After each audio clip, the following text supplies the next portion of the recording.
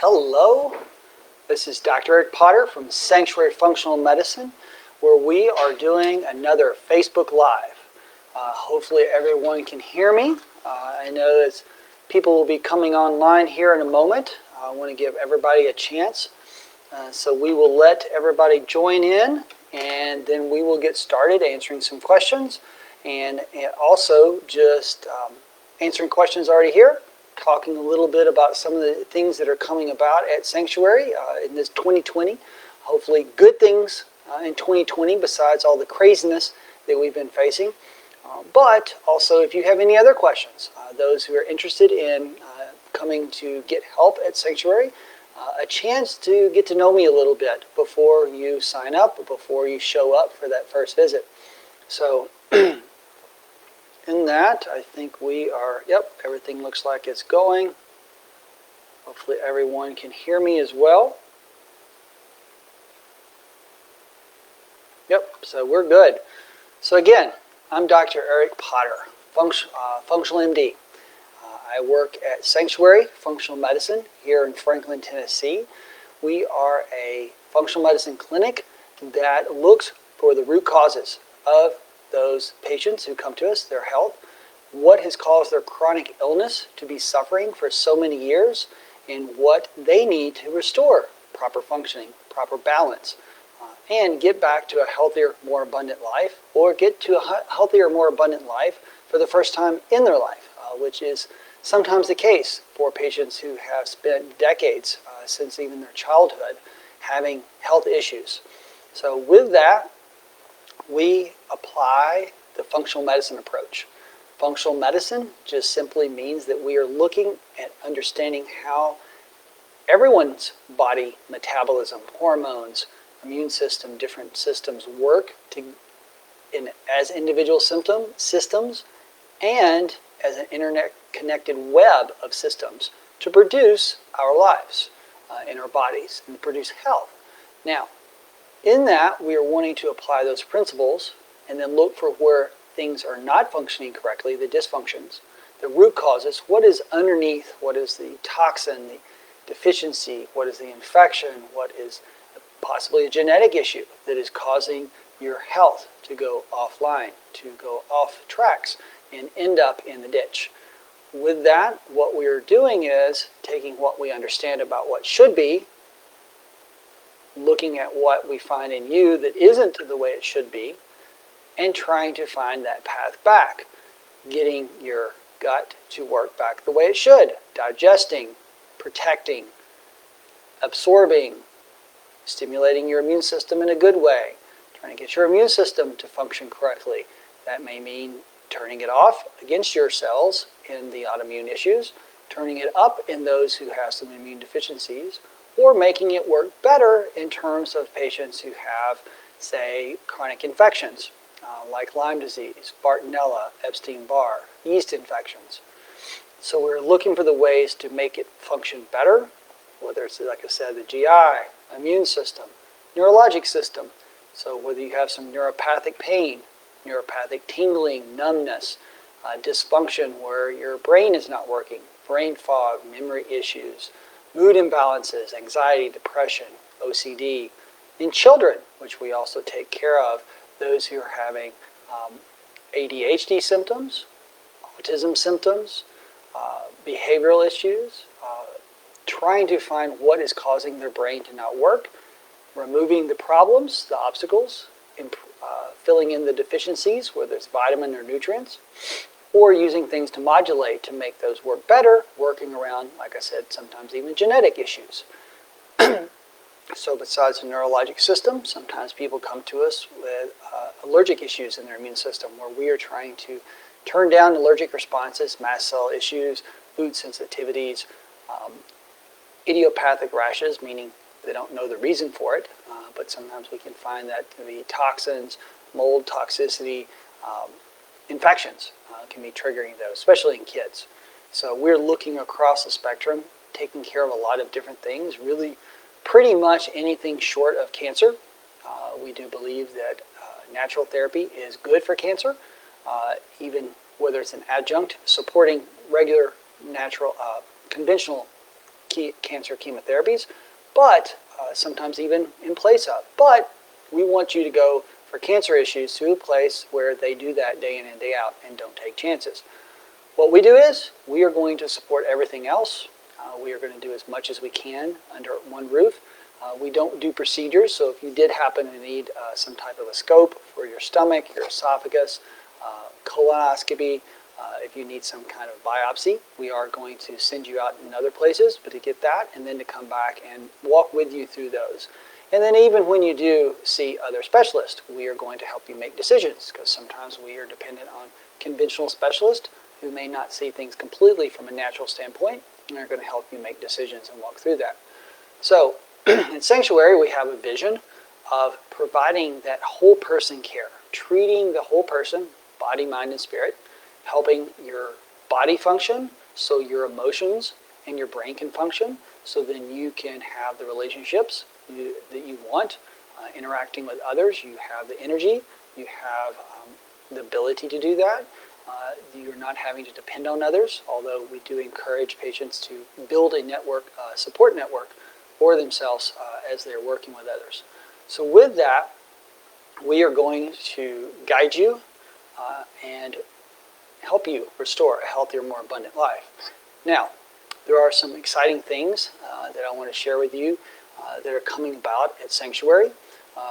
We have, 2020 has been a roller coaster year for all of us.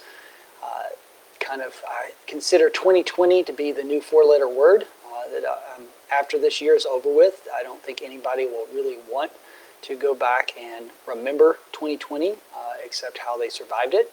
I'm in prayer for all of us who have had a rough year, which is pretty much just about everybody.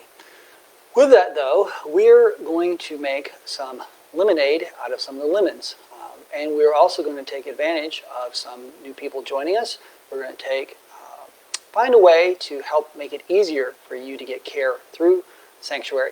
So we're going to talk about those things. So some of the big news you may or may not have already heard. So for our programs, there's a reason why when patients come in and call in, oh, well, can I just do one visit?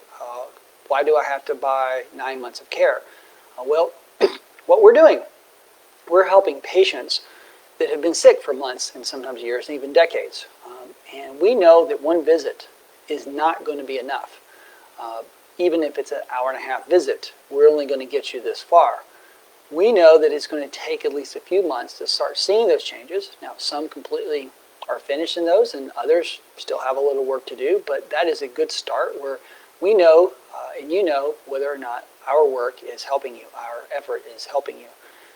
With that program includes the nutritionist. It's a team-based approach, the nutrition specialist. It includes my care, the work of our nurses, nurse practitioners, our office staff. It includes our use of some electronic resources, whether that's intake forms or actually educational materials that we provide, whether that's written, sometimes video, where you're watching videos about test results or videos about explanations that you may hear it from me in an office visit, but then you get to listen to it again later. With that, what we're trying to do is provide a whole package, not just a piece. And in one of the little videos I put out before, it's like you wouldn't go and just buy, if you want a car, you just don't go buy a tailpipe or a wheel or a steering wheel. You're going to buy a whole car. So for restoring health, you want to buy something that addresses your gut, your immune system, your neurologic system, your skin, your everything about you. And you want something that's going to carry you through, not just get you a half a step forward and leaves you hanging. So what we want to do is we want to provide a program that allows you to make real progress over a number of months. But with that, we also realize with 2020, there's a lot of financial constraints. So what we've done is we've trimmed that down where you can pay the first part of that up front and then spread out the other 40% over about 9 months. So rather than having to pay everything up once, you can space that out and make it a little easier on your pocketbook.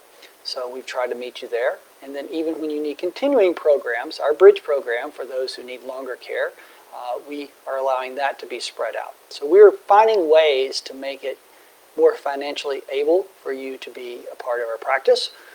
And yet, I'm also reminded as I listened to a lecture today about a clinic who talked about that their initial costs were in the $20,000 range.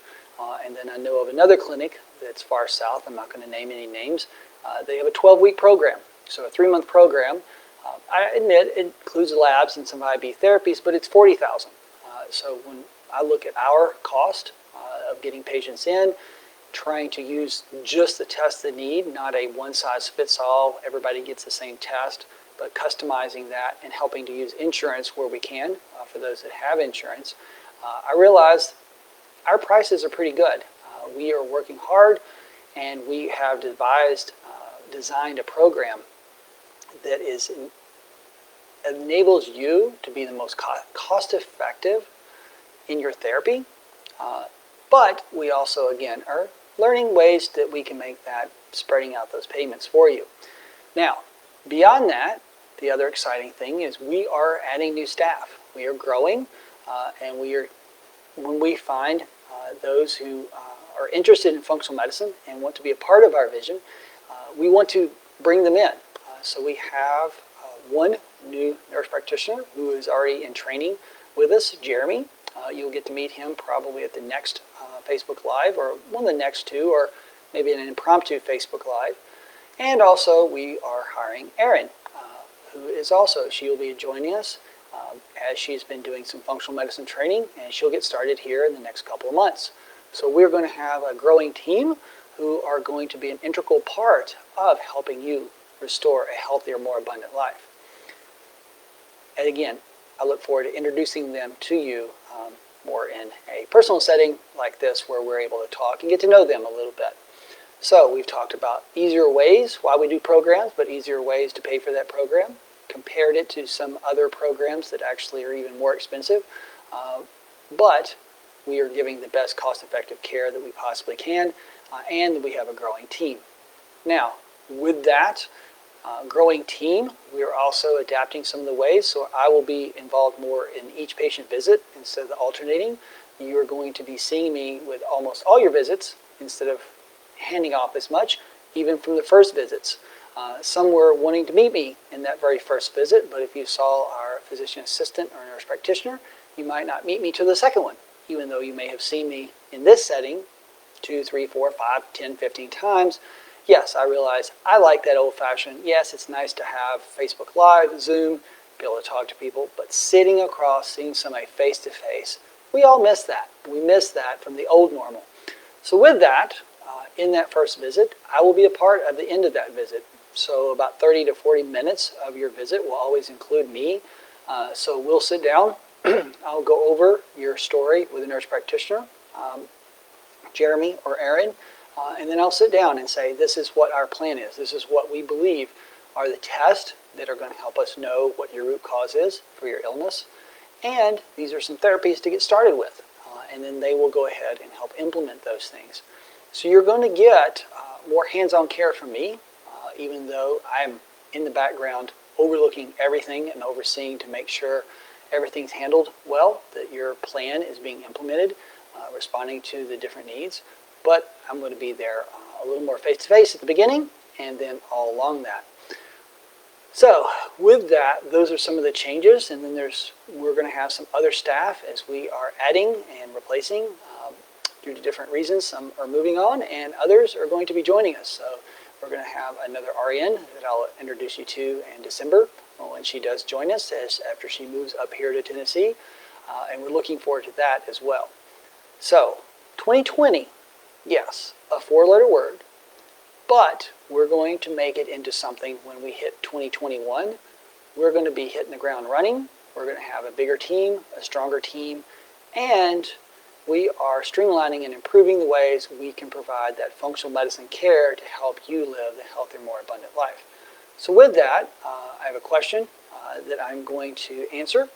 And also, if anybody has other questions, I'll be looking over here at Facebook. See if I can see this up on our site yet.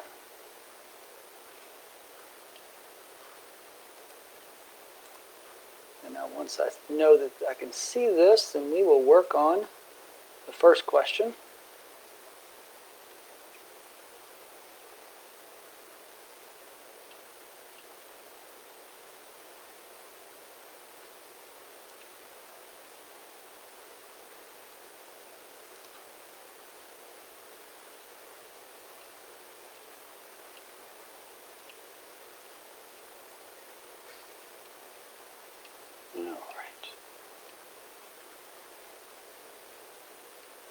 See comments, always a fun thing trying to get Facebook to cooperate in the midst of things. Don't see any comments just yet, so let's start with the first question. Good morning. I'd like to ask you how you address brain health at Sanctuary Functional Medicine. I'm in my 60s, active, and have had some memory issues from time to time, like recalling someone's name over the past 6 months. I'd like to see a functional medicine doctor to look at blood work, possible contributing factors related to toxins, inflammation. Understand you don't do the Bredesen Protocol, but would like to know how you address brain health, testing of cognition, and what you recommend in the way of diet. Thank you so much. Lee from Memphis. So, yes, thank you for that question. And brain health is something that we do address here.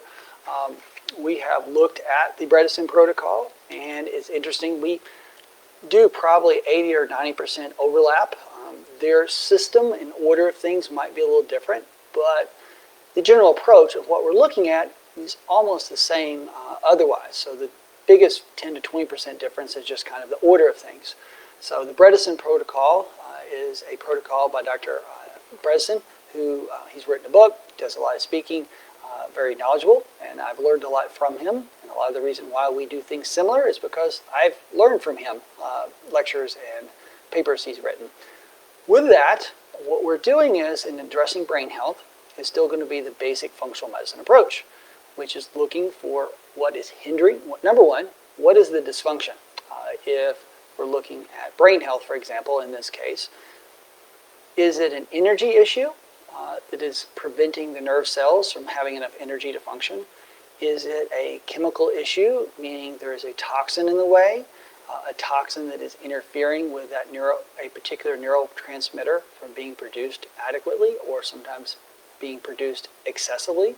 We're going to be looking at the chemical aspects of, do you have enough nutrition deficiencies? Nutrients like vitamins or minerals. Do you have the building blocks for your neurotransmitters? Neurotransmitters like serotonin start out as tryptophan. Neurotransmitters like dopamine, norepinephrine, epinephrine start as tyrosine or phenylalanine. So if you don't have enough of those amino acids that are the building blocks, it's going to be hard to make as much of those neurotransmitters. With that, sometimes infections like yeast can get in the way and either interfere with the production or increase the breakdown of some of those neurotransmitters. You can also see issues where infections directly hinder enzymes or through inflammation. So inflammation can be a big factor in brain health. Just think about it. If you've got the flu or you even got a fever from some other bug, it doesn't have to be just COVID, that can be other things, your brain doesn't work as well. You're not thinking as well. You don't remember as well. Decision making is a little more difficult. One of the reasons is you can be diverting some of your tryptophan down to the kynurenine pathway, which is helpful to putting out the flames of inflammation, but it's stealing some of that tryptophan that you could otherwise use for serotonin, and then serotonin can be converted into melatonin, which you need for sleep. So you can be trouble with your neurotransmitters, resulting in symptoms like anxiety, depression, and sleep problems. So we're going to look for those. Again, we're viewing those really quickly, looking for things that are missing, nutrients, things that are getting in the way, infections, toxins, based on what we see as a root issue. Whether it's a mitochondrial issue, sometimes it's hormonal. If you have insufficient hormones, whether that's thyroid, it can slow down metabolism, and that's the issue. Your mitochondria are great, your nutrients are great, but if your thyroid's low, your brain's not going to work as well. If you're in an age group, like the questionnaire was, is you may be in an age group where some supplemental hormones, bioidentical hormones, could help protect brain function, improve brain flow. We will look at things like cholesterol. Cholesterol can be a problem. It is not quite as evil. It's more the inflammation plus cholesterol. So we want to balance that out, because also if you get your cholesterol too low, your brain is a lot of fat. We have fatty heads. So we want to make sure that we have sufficient cholesterol, sufficient fats that our brain are healthy. So fats like phosphatidylcholine, which is an important part of our cell membranes. We also use that choline to make acetylcholine, one of our neurotransmitters involved in memory. So we want to make sure that all those things are present. And then I mentioned earlier gut health. If you have gut health problems where there's inflammation, that inflammation can spill over, affect the brain. It could be metabolic issues where your sugar's too high, that's triggering inflammation. Or you have imbalances where your sugar is fluctuating, and hypoglycemia, low blood sugar, could be the bigger issue. So we're, again, that interconnected network. We are not going to just focus on one thing. If you go to an endocrinologist, they may be good at diabetes, but they're not going to look at everything else. If you go to a gastroenterologist, they're going to say, oh, I'm going to focus on your gut. I'll stick a tube down your throat. I'll give you a proton pump inhibitor for your reflux. But I'm not going to think about the fact that your H. pylori may be triggering an autoimmune issue or even hair loss. Whether or not that Prevotella in your gut, that bacteria, may be increasing your chance of rheumatoid arthritis, or in some studies whether Prevotella might increase your chance of COVID. On the other hand, you might see some bacteria that increases your chance of SIBO, small intestinal bacterial overgrowth, Methanobrevibacter, which then can cause some bloating, which then can cause some malabsorption. Malabsorption leads to low vitamins. Low vitamins leads to brain dysfunction or fatigue or other issues. So it is going to be the easiest way, rather than a Bredesen protocol, which does that, kind of honed in and very systematic, and I appreciate that. But our patients have so many different things going on, we have to step back and say, yes, we're doing almost all the same things as the Bredesen protocol. We're looking at vitamins, we're looking at inflammation, we're looking at the different types of potential Alzheimer's or early cognitive impairment, and we're addressing. It's just the way I've explained it. I did this morning, I've done it a million times. We're going to look at you, if you brought your car into a mechanic, and you said, I've got a problem and won't go, and that mechanic looks, oh, you got 4 flat tires. That mechanic, if they're good, is going to fix all 4 flat tires. If they only fix 2 or 3, you're not still going to be moving very far with that car, and you look at them like, hey, you forgot something over here. Or if you go in, that mechanic fixes those tires and your car still doesn't run right, you're going to expect them to look under the hood again. Is it a spark plug? Is it a belt? Is there something else? Are the brakes out? Is there a drivetrain out? Something. What we do is we look under the hood. We look at all those different areas using your history, pinpointing the areas where there's the most likely root cause that we're going to find. We go into there, do the advanced testing, conventional plus advanced specialty lab testing, to find out what it is that's underneath it all. And then we start working on that. Things that may take weeks to months, but we are going to walk through that with you. And then if we're like, oh, we're 70% better, we're going to go back and say, oh, let's look under the hood again. We fixed these issues. What is the spark plug, the belt that's off now? Or what tuning do we need to do? And we're going to keep working until we get as close to that 100% improvement, where you're back to, again, a healthier, more abundant life. So we address things regardless of what the problem, fill in the blank. We're going to address it in that way. So if it's applied to brain health, we're going to keep doing those things and keep assessing, is your memory better? Are you thinking more clearly? Are you sleeping better? We're also going to work on exercise, making sure you're getting good blood flow to your brain with exercise.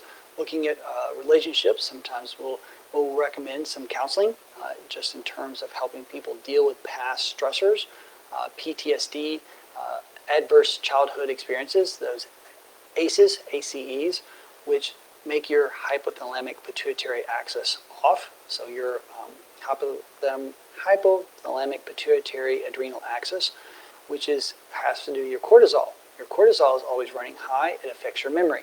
So we're going to look at all those things, all those different areas. So with that,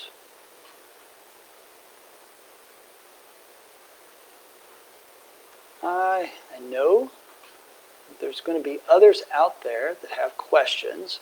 And really this is an open mic night, or open mic day, where if you have a question about any particular way we might approach something, yes, it's all from a functional medicine approach, but more specifics about different things that you're facing in terms of symptoms you're struggling with.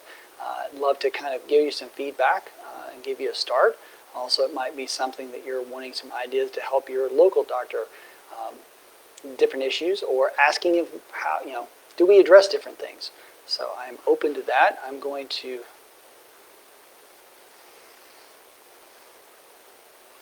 wait a minute. I'm also going to take a minute as well to talk about, while we're waiting for questions, some things that we do to help patients get the most out of our care. One of those is, besides live events like this, I mentioned, I think earlier, is a lot of recordings.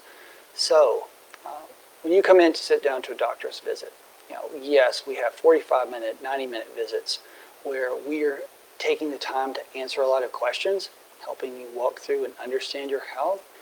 But even then you walk out, oh, I wish I'd asked this, or oh, I remember he said this, and yeah, it's in the note, but I'd like to get a little better clarification. So that's why we include, and we're recording more and more times where we're doing videos, where you're getting, we may spend 5 to 15 minutes in a video explaining it, so that way when you're done hearing us in the visit, come back and oh, what did he say about that? You can go back and listen again, and watch again, and again, and again. We also provide a lot of handouts. For example, with our mold therapy. Mold therapy takes some work.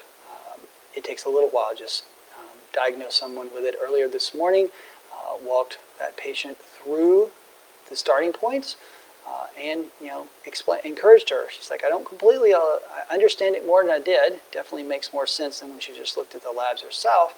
But she's like, this is going to take a while. I'm like, absolutely. This is going to take days to a few weeks to kind of all of it sink in. Also, it being personalized, it's going to be a little different for each patient.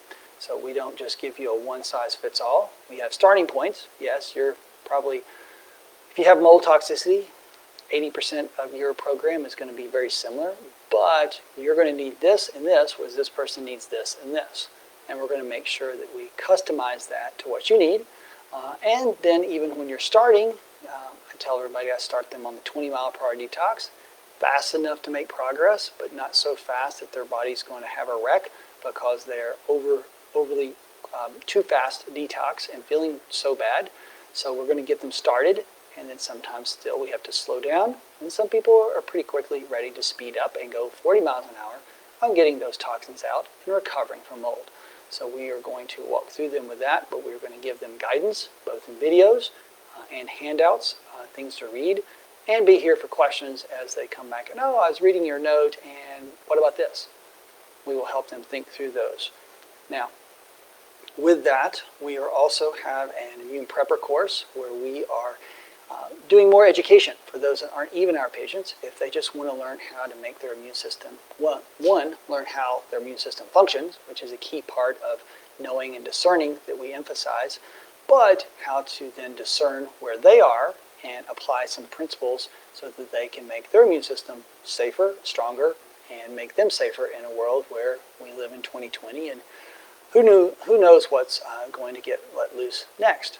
So with that, we want to give education, whether it's to a broader audience in the immune course or in our clinic patients where we are seeing people one-on-one. The other exciting thing that we're looking at is how to do some group visits, how to bring people that have some common issues together and do a more, yes, it's not quite as, one of the struggles with this has been not as individualized, can be a little bit when we're doing a group visit. There's not going to be as much one-on-one time, but at the very least for some smaller problems, getting patients moving forward so that way they can feel better, and then we can decide if they want to go further and do more intensive care, or if they get far enough with those group visits. So that's going to be something that you can keep your eye out coming in the next few weeks to months, and a later announcement with the details. To see Lucinda. Do you think of using a nano zeolite spray as a binder detox for adults and children with low toxicity? Do you believe it's safe? Thank you, Ms. Vaughn. So, nano zeolite. So first of all, for those who may not have heard of this before, zeolite is a mineral crystal that is several different elements put together. In that crystal form, it has ability to pull in and attract some metals and potentially other toxins. Particularly, the science has been pretty good behind metals, meaning that if you take that, if you have some heavy metals or regular metals as well, it's going to get absorbed, and then either if it's staying in the gut, depending on the size, take those out in the stool, or if it's more than microscopic, where you have gotten it absorbed into the bloodstream, flushed out through the kidneys. So that does have some decent studies behind it. There's a couple of downsides to it. If you get some naturally sourced zeolite, there's some concerns that it may already have some of those minerals, bad metals, trapped in there. So you're actually getting some bad minerals, bad metals in there with it while you're trying to pull things out. But there are some products out there where they are synthetic. And normally we think, oh, synthetic is bad. But in this case, it may be when you're making those synthetic crystals, you can make sure that the lab, you're not getting those metals, bad metals mixed in. And it could be a very safe thing. Now, in terms of mold, that's kind of an introduction to zeolite. I don't like short stories. I like to make sure this is clear when I'm explaining things so there's no questions left. The zeolite, there are some studies that it looks like it can bind some mold toxins. The difficult thing is with mold toxins, they are a lot of different shapes and sizes. It's not just one, it's probably 20 or 30 or more different ones. Some of those are particularly small shapes. Some of those can be very long chains of carbons and sulfur and oxygen, hydrogens all stretched out. Some can be very complex. Some are a little more simple. For the most part, they're fat soluble, meaning they're going to stick in fat tissue, our cell membranes, fat cells in our body. And the idea is they do have some polar aspects, negatively or positively charged, and that it will be attracted like metals into that zeolite. I know many functional medicine providers do use zeolite as one of their therapies. But I will say I have not been as impressed. I've tested it with some metals, and it does seem to pull out the metals, but I find that there are other more successful therapies. And given the fact that it can potentially pull out some good metals, I have not used it as much. In fact, kind of rarely, unless they are, the particular patient in question is reacting to a lot of other things. So there are a number that use it. It's not something that I have found to be needed. I feel pretty confident and have had good success with the other ones that have not needed to look at something where I didn't feel like there was as good studies. There are studies, but not as clear-cut that they do pull those mold toxins out. Another question. Speak to statin drugs for high cholesterol. Apologize if just on the website. So statins. Statins are a mixed bag. And what I mean by that is yes, they have some benefits, but they also have some downsides. Now, you can say, well, isn't that like any pharmaceutical? I would agree with you. I would also say that's like some natural therapies. Even natural therapies, something that you would say is safe as vitamin D or vitamin A. If you get too much vitamin D, you can have high calcium, and that could be even life-threatening if your calcium goes to 12 or 13. Vitamin A, you can get some liver problems. If you take too much vitamin A, or as the saying goes, if you go out and eat the liver of a bear, a hunter, you can get so much vitamin A that you can cause liver inflammation. Now, with that, natural supplements tend to be a little bit safer, but you still need to know how to use them. In terms of statins, back to the pharmaceutical world, yes, there are some studies where lowering cholesterol in people, especially have very high LDL, can be beneficial. There's also suspicion that some of their effects is not just the LDL, the bad cholesterol, low-density lipoprotein lowering is what's helping, but also they have some other effects lowering inflammation. I did mention earlier in this session that you can also lower your cholesterol too low. And what you'll see sometimes in patients who have had a heart attack, their cardiologist may say, oh, let's get the lower the better on your LDL. And sometimes you'll see some issues where they're having some memory issues because their brain needs some cholesterol and they don't function as well. So too much of a good thing, but there may be some effects. Now, on the other hand, cholesterol is not the only guilty suspect. It's really the inflammation, the fire that sets off the cholesterol. So if you have a lot of inflammation, you're going to have heart issues more likely, even if your cholesterol is okay. So it's really the 1 + 1, as I would say, equals 3, instead of just being the cholesterol by itself is the main issue. So when you're looking at statins, they also lower your ability, the enzyme HMG-CoA reductase that they lower and slow down so you don't make as much of your own cholesterol in your liver, also is used to make CoQ10. So one thing I would say, if you're going to take a statin, you always need to be taking the fatty vitamin CoQ10, so that way that level doesn't go low. And it does look like that can be one of the things that prevents one of the side effects of statin is the myopathy or myositis, where your muscles get sore. Sometimes your muscle enzymes showing muscle inflammation actually go up. So CoQ10 seems to lessen that, so I would always use that. Now, there is a natural statin, red yeast rice, that's been on the market in the supplement market. Is actually where they found the first lovastatin, one of the actual statins that's marketed. However, they have changed some of the regulations so that red yeast rice can't be as concentrated.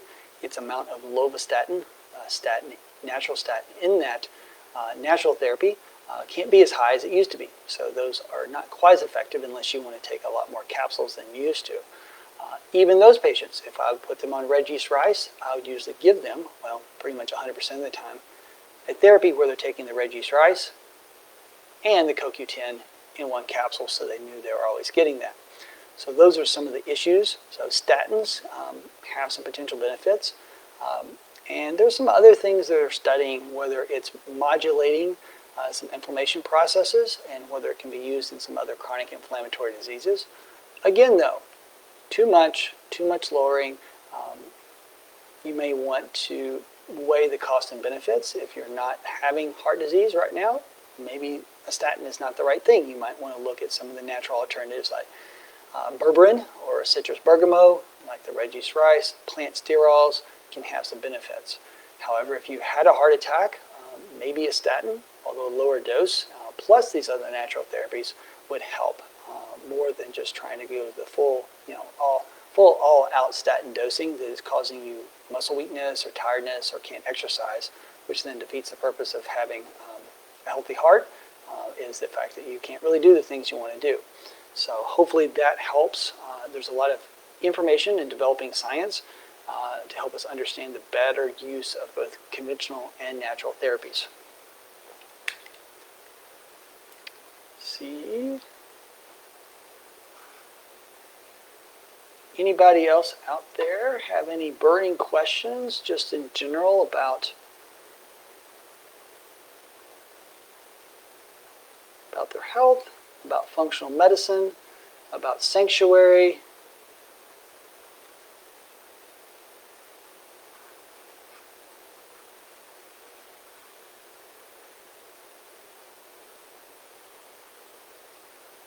So let's talk a little bit about the coming flu season. Let's just dive into something, not the most controversial thing, but it's going to be some more controversy as we're looking at flu vaccines and whether you get a COVID vaccine. So let's kind of break open that can of worms for a moment to talk about how vaccines work in general. Vaccines are giving your body something that it will react to so that you train it to react to something that could cause you harm, meaning an infection is a general thing. With that, we are trying to use vaccines in conventional medicine to make your immune system ready for when the invader comes, that you're already trained for it. And that's not a bad idea. And there are times and places where vaccines have provided benefit. especially major outbreaks. On the other hand, you would not use a hammer to hit a fly on your glass window. So yes, you want to use a fly swatter, kill that fly, but you don't want to break your window at the same time. So vaccines, like I said, any other therapy, can have some potential side effects. So when we're looking at flu vaccines, are they effective? It seems that the ability for the actual scientists to get the right strains and have vaccines that actually work it fluctuates. Haven't been that impressed in the last few years with their ability to say, oh yeah, these are 40%, 10%, 20% effective. And then you have to look at what's the chance of you're going to have a reaction. If you already have an autoimmune disease or you've reacted to other vaccines in the past, maybe your risk is actually too high and the potential benefit is too low. Same thing with a COVID vaccine. Are you injecting something in there that's going to cause you to have more of an autoimmune process, more inflammation? If your body's already under a chronic illness with chronic inflammation, maybe that's not a good idea. So those are things to weigh. Everybody's different, and there are times when a vaccine may be helpful. I'm going to lose friends on both sides of this because I'm really not on one camp or the other where it's never vaccines or always vaccines. There are times, if you are going out and you're going to a foreign country where there's a lot of wild animals and wild dogs in the street, you may want to get your tetanus booster updated, because if you get tetanus in that foreign country, it can be life-threatening.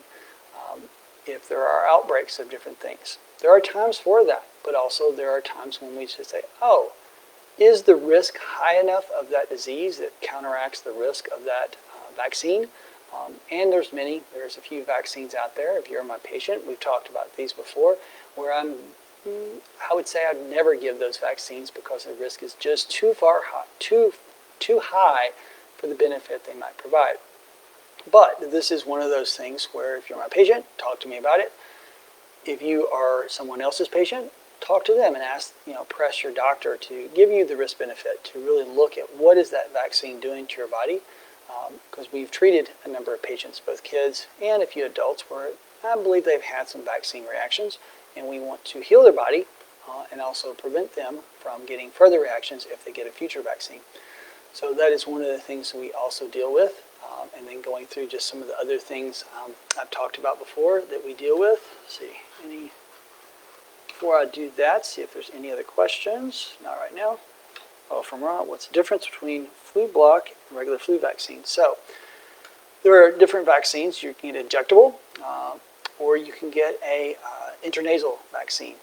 So because we don't administer those at office, I don't remember the brand names, to just be blunt with you, but basically the idea is an injected vaccine is going to be more stimulating in the body, whereas the intranasal is for certain groups where you're trying to give it to exactly where you get flu infection comes through, and you are trying to make a stronger defense at the front line versus just giving the body where you're letting the flu get to your nose and let it work antibodies in the bloodstream. So you can get activated versus inactivated versus actual deactivated yet still alive vaccine as to the other issues with that. So just take a few closing minutes here to let people know some of the things that we take care of at Sanctuary. We talked about already, but I will repeat these. We do a lot of mold detox. So many would not realize that their multi-system disease is due to something that they're breathing in their home, day in and day out, or their workplace, or their school, or potentially other places they spend several hours a day, or several hours a week. With that, those toxins that they're inhaling are getting into their bloodstream, get into fat tissue. They may be affecting their immune system, may be affecting hormones, may be affecting their mitochondria, which produce energy, and therefore affecting their muscle strength, muscle endurance, their brains, and their nervous system, which are high utilizers of energy. So if your mitochondria are dysfunctioning, sometimes the brain cells are where you get the most symptoms first. It may be affecting your mood. It may be affecting you, causing food sensitivities. It may cause breathing trouble, palpitations, other neurologic symptoms like dizziness, headaches, migraines. So looking for those things. Now, Mold plays a large role in what we do, but we also care for patients of all types.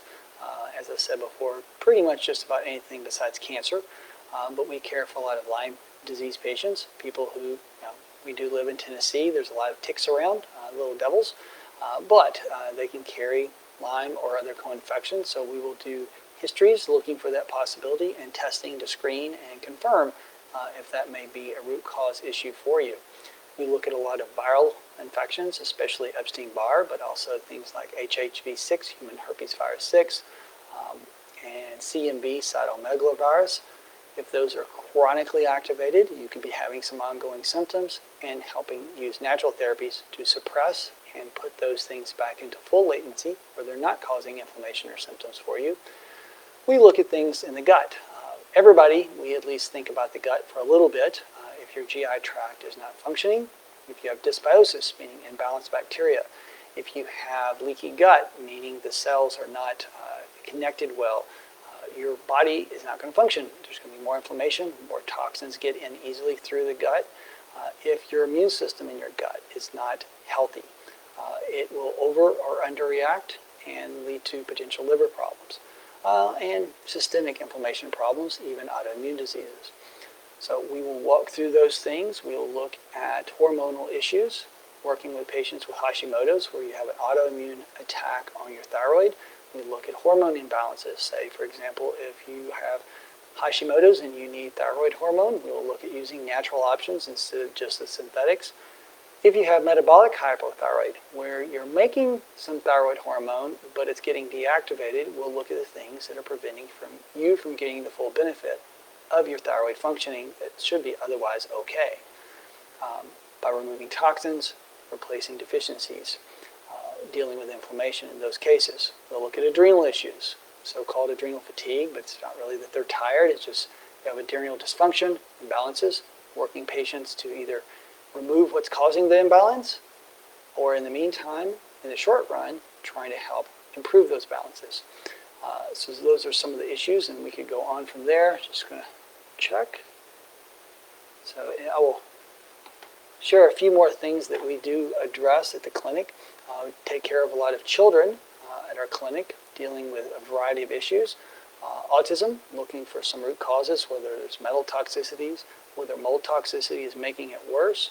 We look at things like PANS and PANDAS, the pediatric autoimmune neuropsychiatric syndrome, or the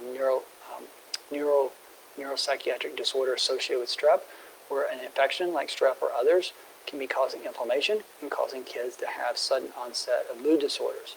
Tics, behavioral changes, obsessive compulsive disorder behaviors, OCD, and helping them treat those infections, lower that inflammation so that they can go back to a healthier, normal life for a child. We look at things for ADHD, helping parents find what are some of the inflammatory triggers, toxic triggers that can be making their child have these symptoms, and making sure they're getting the type of nutrients that will lower those symptoms and give them the best chance in school and in life.